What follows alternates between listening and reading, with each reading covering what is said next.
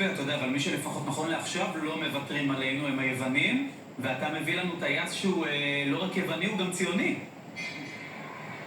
כן, תראה, חברת בלוברט באמת טסה לכאן הרבה מאוד זמן, זו חברה יוונית עם הרבה מאוד אנשי צוות מיוון שמאוד אוהבים אותנו, זו חברה שמופעלת גם על ידי ספק תיירות ישראלי.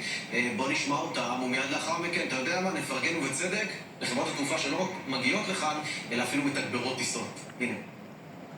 I want to take this opportunity to say a big thank you to the ATC of Tel Aviv Airport in New York for their honestly great job that they're doing. And yeah, so we fly for many years out of Tel Aviv, and the situation is of course unpleasant, but it's ups and downs. Yeah, I think that we can say that we are feeling safe to come and stay here when we're staying here. And perform